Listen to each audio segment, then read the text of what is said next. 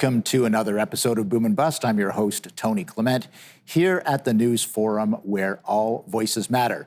You know, with the advent of the Biden administration and planning for an after-lockdown world on every politician's mind, it's not hard to see the importance of Ontario's trade relations with the United States as being critical to all of Canada. We're delighted to have Ian Todd join us. He's Ontario's representative to the United States from Washington, D.C. Ian, welcome to Boom and Bust. Thank you, Tony. Thank you for having me, and greetings from a hot and humid Washington, D.C. today. Well, it wouldn't be May if it wasn't hot and humid in Washington, D.C., so thanks for joining us nonetheless. I guess my first question, pretty basic one, but maybe tell our audience what your objectives are for the next year. Sure. Well, just a little background. I'm normally based out of the Canadian Embassy down on Pennsylvania Avenue. Today, I have been for the last several months working from home. A lot of your viewers may not know this, but the Canadian Embassy is the only embassy in the world that's located between Capitol Hill and the White House, and that speaks to our relationship and the many decades that we've been trading partners. Ontario has trade and investment offices also in New York, Chicago, Dallas, and San Francisco. They're mainly focused on foreign direct investment and business development, whereas here in Washington, I'm primarily focused on advocacy on a number of issues and telling the great Ontario story every day to members of Congress and state legislators. And to give the audience some context regarding Ontario and our relationship with the United States, obviously our supply chains and economies are highly integrated. In fact, and I tell this to our American friends almost every day, just to put it in context for them. If Ontario were a standalone country, we would be the third largest trading partner to the United States. So it's a massive amount of business we do. We treat it very seriously. Of course, Ontario accounts for more than 40% of Canada's economy, and more than half of the total merchandise traded between Canada and the United States comes from Ontario. And so we're very proud of that. Again, we're the number one export destination for 19 states, number two for an additional 9 states. And of course, our largest trading partners, no surprise, Michigan, of course, New York, Ohio, Texas, and California. But we do a lot of business with and trade with states such as Indiana, Kentucky, Georgia, Florida, and even Washington State. Of course, we have an unrivaled manufacturing capability, and with our extensive network we've got 5 international airports, 80 regional airports, and 15 road, rail, and marine border crossings with the United States. And to our advantage, there are over 200 million consumers that live within 24 hours delivery by truck or rail of our province. So that's, and of course, my focus to your question will really work on our key sectors and the issues related to them, information and communications technology, agriculture, and agri-food. Toronto, as you likely know, is one of the largest food and beverage clusters in North America, along with Los Angeles and Chicago. Finance, Toronto being the 4th largest city in North America, and a lot of Americans don't know that. I always get a surprise reaction when I tell them Toronto's 4th largest city in North America. And I like to remind them we play a little basketball and hockey in Toronto as well. But we're the 2nd largest financial services hub in North America, and we're the 6th largest globally. So it's pretty impressive in that sector, handling everything from banking, insurance, capital markets, data centers, and financial app developers. We're Ontario, again, a leader in financial technology, fintech, including mobile payments, cybersecurity, and trading analytics. And we're the 2nd largest IT cluster in North America, next to California. And along with those sectors, of course, manufacturing is our big one, automotive, aerospace and defense, personal protection equipment. I like to describe Ontario as the workshop of Canada to our American friends because of our manufacturing capability. An example of that in the integration that I use almost on a daily basis is you look at auto parts. There are some auto parts that that cross our borders 7 to 8 times before ending up in the final vehicle assembly plant. Right. It's really impressive. Let's drill down on some of this stuff. Pardon the pun when it comes to critical minerals, but we are going to take a little bit of a break. We'll be right back.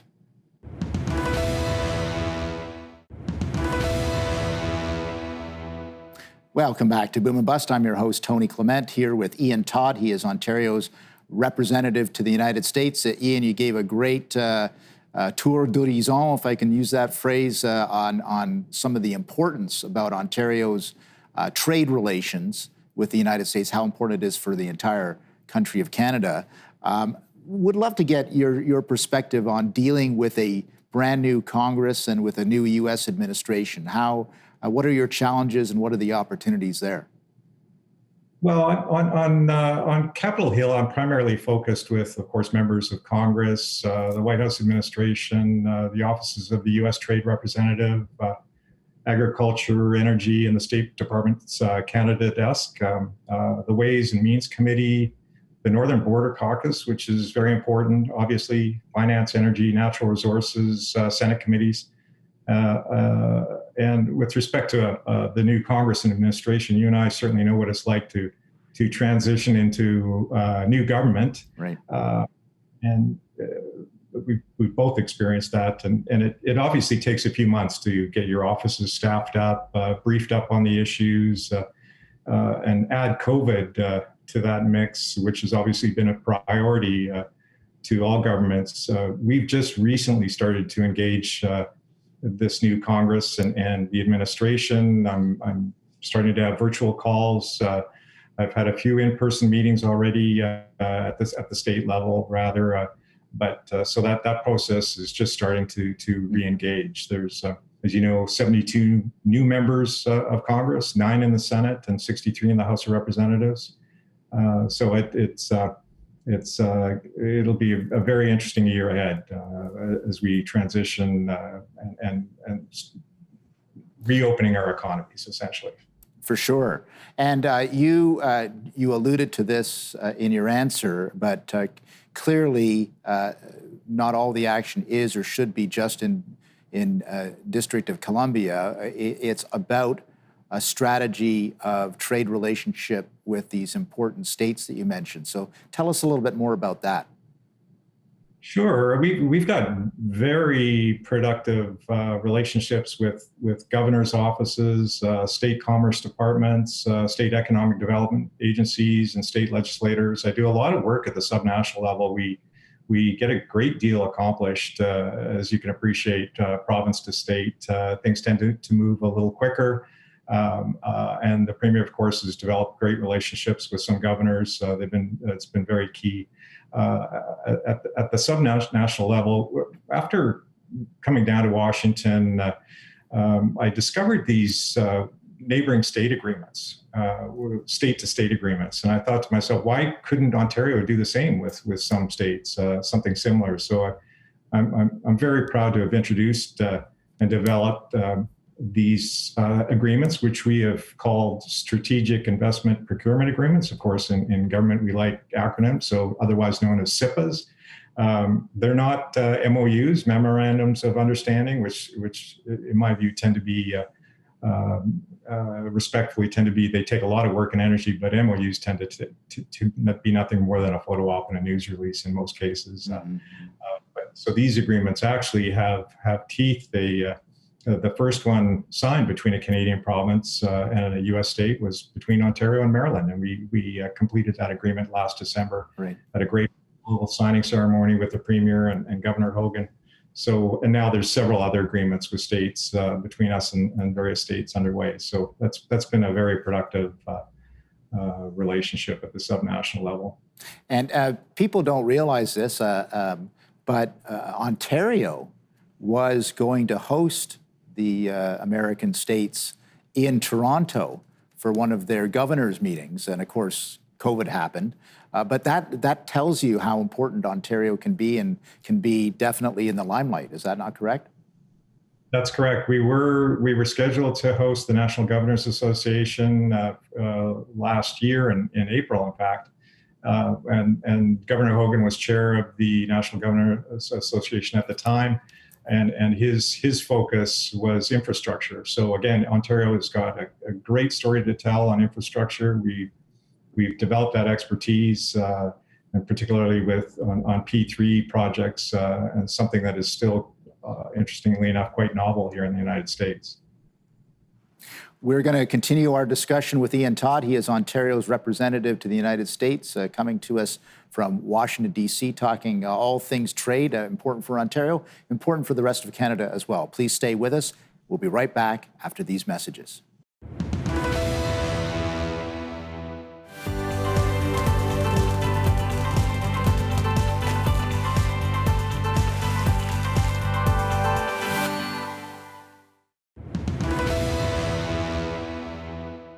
And we're back here at Boom and Bust. I'm your host, Tony Clement, here with Ian Todd. He is Ontario's representative to the United States. Ian, I'd be remiss if I didn't mention the Line 5 pipeline controversy. It's something that this show, Boom and Bust, has been focused on. I've had several shows on it already, including a guest appearance by the Upper Peninsula member of Congress who was not happy with the Michigan governor's position on this. Tell us a little bit about Line 5 from your perspective, maybe what Ontario has been doing to deal with this situation. Sure. This is an issue that I've been working on for a couple of years now, and closely with my Alberta counterpart and my federal colleagues in the embassy, both here in Washington and Ottawa.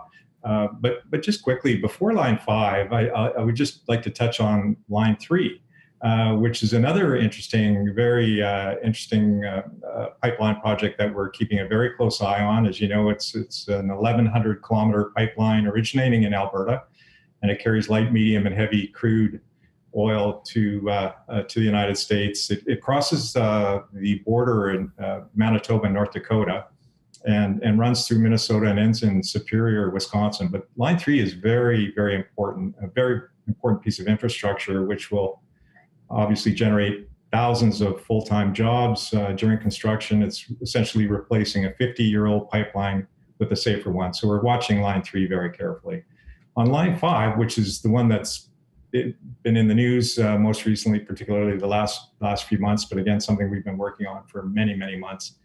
As you know, Enbridge is currently in court-ordered mediation with the state of Michigan.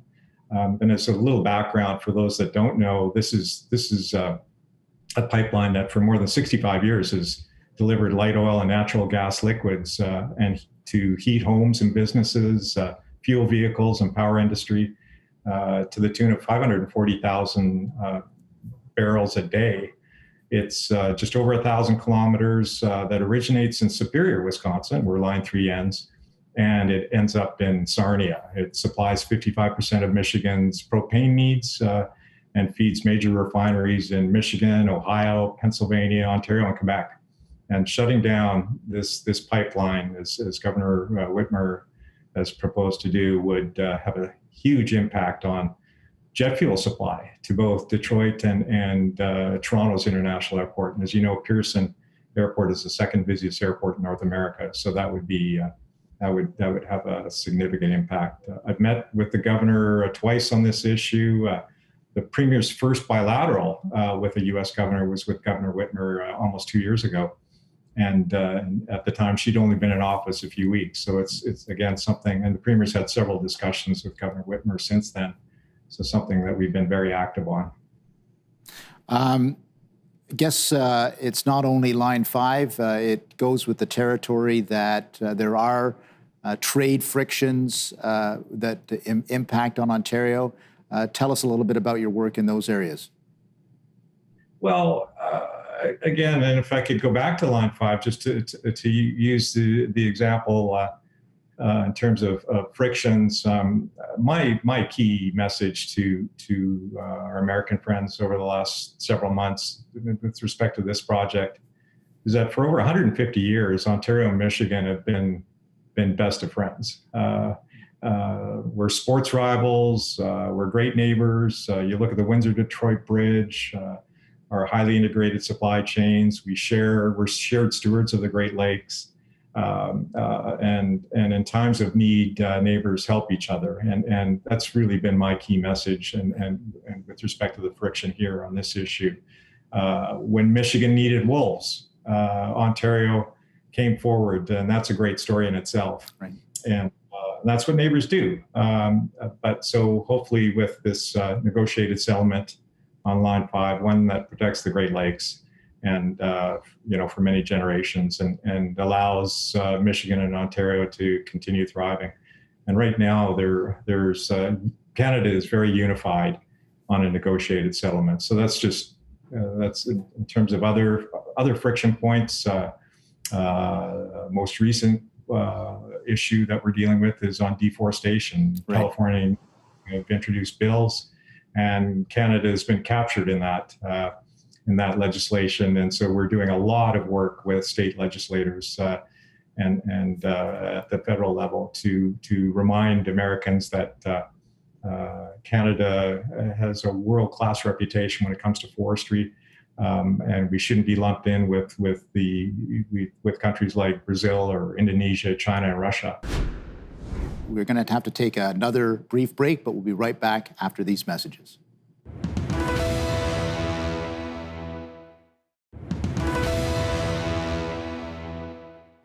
And we're back here at Boom and Bust. I'm your host, Tony Clement, here with Ian Todd. He is Ontario's representative to the United States in Washington, D.C.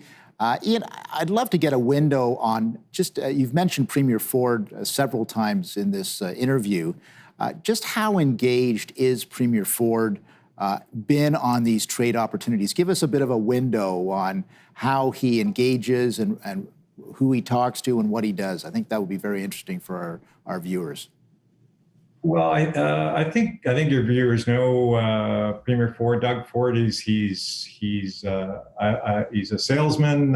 He's an entrepreneur. He understands business. He had a business operating in the Chicago area for many years. He understands the country, and it's been an honor and a privilege to be a part of the team and sit down with him and across the table from governors and other elected representatives down here, because I've never seen anyone promote Ontario like Premier Ford does. He's got a real gift for that, and developing a connection with these governors and officials here in Washington. He's got several good relationships. I mentioned Governor Whitmer.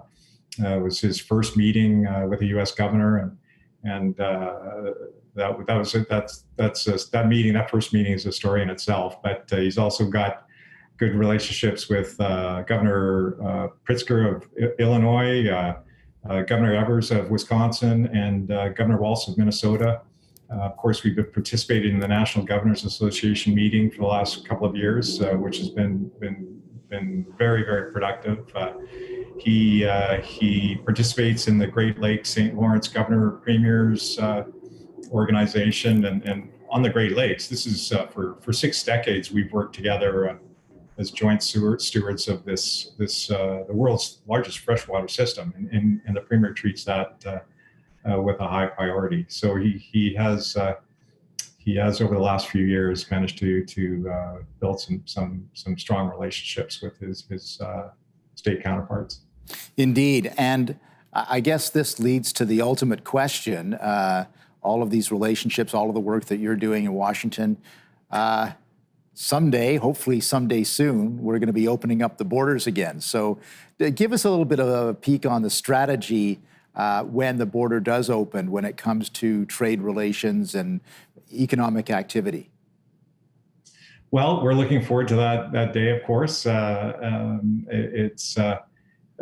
Fortunately, our supply chains have remained intact. They continue to be strong. The goods and merchandise have continued to flow. But when the border does open, we will be reminding Americans Ontario is open for business. We'll be focusing on kickstarting those border communities that were so devastated, particularly when it comes to travel and tourism, those local businesses that will be recovering.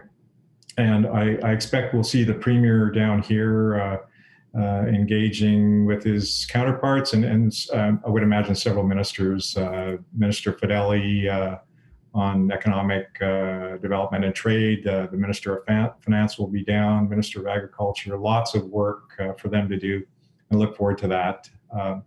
And hopefully on day one, when the border opens, I hope to have the Premier and Minister Fedeli do something at the border. Perhaps we'll pick Buffalo and look forward to that. I don't have any wood here, but I'll knock on glass, and hopefully that day comes soon enough. We just have about 20 seconds left. Business impressions of Ontario. What do you hear from Americans? We've got Ontario's got a great story. It's a compelling story with our science, technology, engineering, and math grads, the best banking system in the world, quality of life, healthcare, education, affordability. It's an attractive place to do business, and Americans recognize that. You just have to tell that story. Exactly right. Ian Todd, it's been a pleasure having you on our program. Hopefully we can have you back at some point. But in the meantime, keep up the work, and thanks for being on the program. Thank you, Tony. So as you can see, these kind of trade relationships, Ontario with the United States, the individual states and the national government, these don't just sort of happen organically. There's a lot of work put into it, including by Ian Todd, Ontario's representative to the U.S. in Washington, D.C. We've had other guests on our program as well, Vic Fedeli as an example, our trade minister who works on this file very, very well as well. Keep watching our program. It's great to have you aboard.